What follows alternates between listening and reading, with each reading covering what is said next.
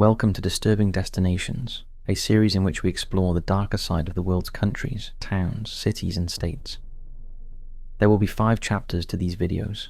First, a true crime event. Second, a paranormal story such as a ghost sighting or haunted location. Third, an unsolved mystery. Fourth, a UFO encounter or alien story from the area. And lastly, myths or legends that surround the vicinity.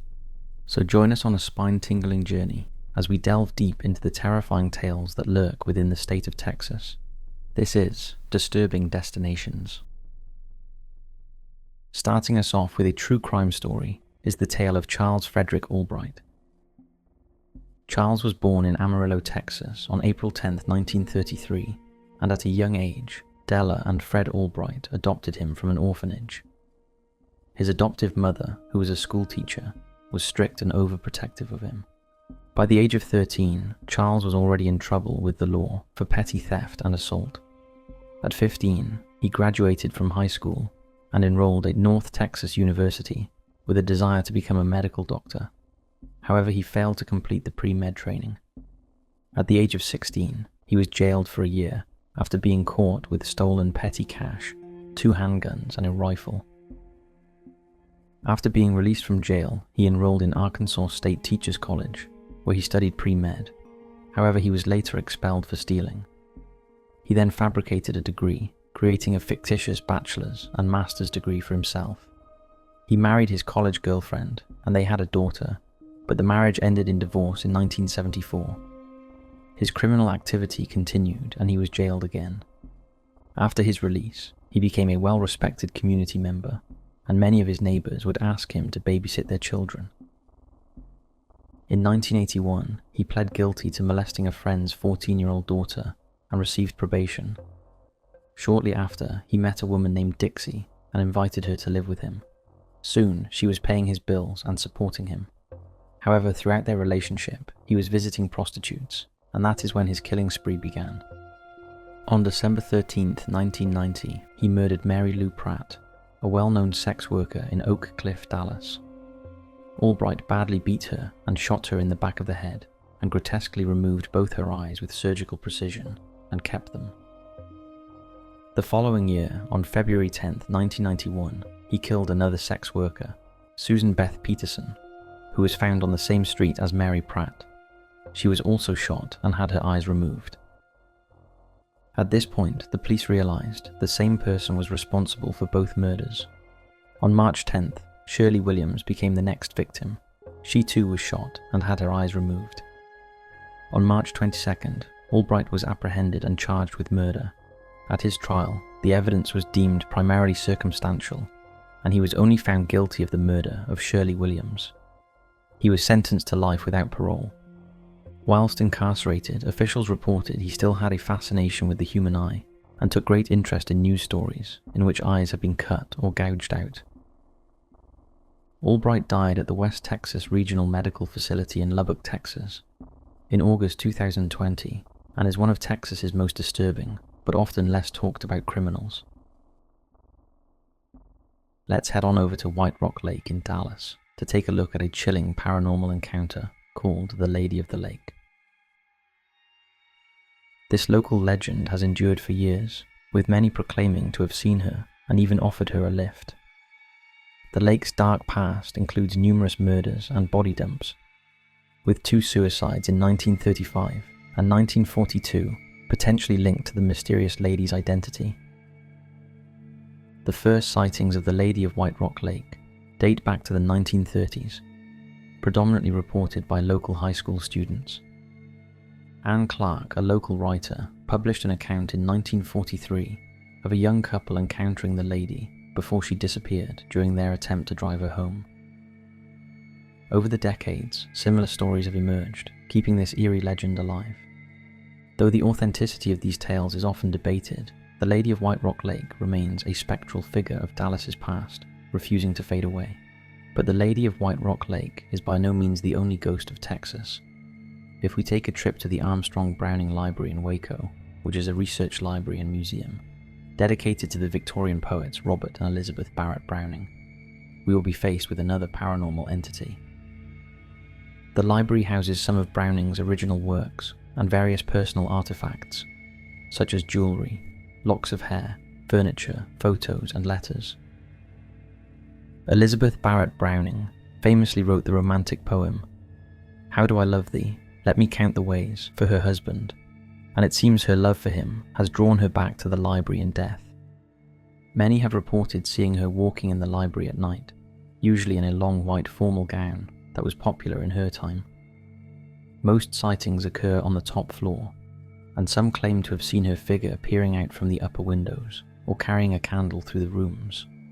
The library also features a statue of Pippa from Robert Browning's Pippa Passes, which is often mistaken for Elizabeth. On certain nights, the shadow the statue casts on the library wall behind her appears to show her arms waving high above her head.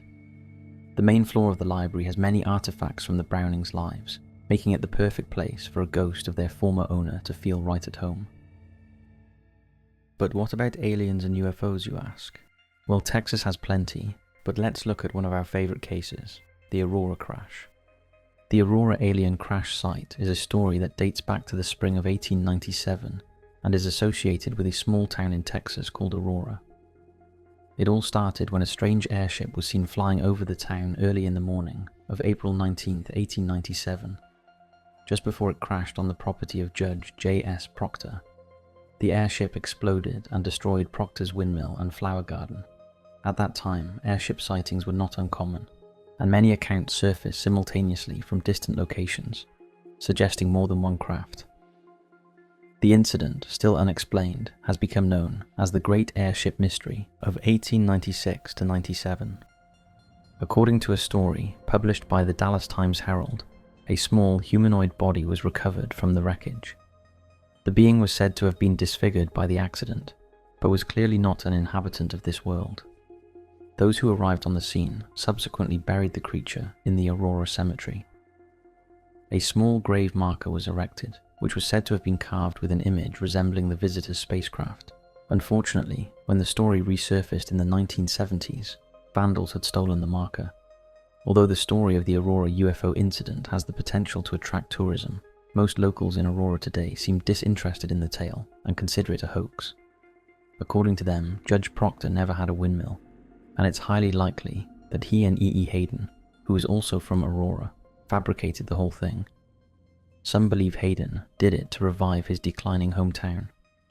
However, the story still fascinates UFO enthusiasts and remains a talked about topic to this day. Not quite as talked about as the Goatman, though. Located in the northeastern quadrant of Dallas is the beautiful suburban area of White Rock Lake. The northern part of the lake is now a state park, while the southern area has been developed into lakefront estates. Apart from its beauty and fishing, the lake is also known to have a creature stalking its shores, the Goatman of White Rock Lake. Several residents of the Dallas area have had their own experiences with the Goatman. According to one account, a family were picnicking on the banks of the lake during dusk hours when a creature of half man, half goat appeared out of the woods, throwing trash and even debris at the visitors to drive them away. Described as a very large creature standing at about 7 feet tall with the horns and hooves of a goat. Its body and legs are that of a man, and its face is human-like. Its skin has a jaundiced appearance that is almost greenish, and it has long, gnarled fingers with grotesque fingernails. There have been sightings of the Goatman as far south as Normandy, Texas, which is over 140 miles from White Rock. People have reported seeing and hearing the creature in this rural area, where there are no goat ranchers to account for the sounds. Perhaps this poor abomination of nature is trying to drive away those who come to his feeding grounds of local fish and game. He may be migrating further from his White Rock Lake home as development advances on the area's natural habitat. You'd think the Goatman is Texas's most enduring mystery, but you'd be wrong. That title is held by the Cinque Winks, and will be the last story we explore in Texas. In West Texas, there is a town called Wink, a peaceful place with friendly people. Unfortunately, the town is facing a severe depression, as it has been hit by 2 major sinkholes. The first emerged in 1980 when a contractor was inspecting pipelines just north of the town and noticed a peculiar splash nearby. The hole, which was initially 20 foot wide, grew within 2 hours to a diameter of 100 feet and continued to increase in width for weeks. It eventually stabilized and was christened the Wink Sink. The cause of the sinkhole is still unknown. In 2002, the town was hit by another sinkhole, which was even bigger than the first one. Dubbed Wink Sink 2, it started out as large as its fully grown predecessor, but was twice as deep. It continued to expand, swallowing fences put up around on at least 2 occasions. The cause of the sinkhole is still unknown, though geologists have speculated they were triggered by hydrocarbon production activities. The sinkholes are a cause for concern, and there is a possibility of a third sinkhole appearing, but no one knows where this is going to happen. The second sinkhole, now more than 750 feet wide and 1,000 feet long, is large enough to consume several blocks of downtown Wink, taking with it City Hall, Winkler County Park, and Wink's treasured Roy Orbison Museum. If another sinkhole appears, the town could vanish completely. So that's it for this episode of Disturbing Destinations. We hope you enjoyed. In episode 3, we'll be taking a trip to Utah to once again go through the 5 chapters of these videos and see what that state holds. In episode 4, we'll be taking a trip out to the US to explore other areas of the world. Thanks for watching, stay safe, and we'll see you in the next video.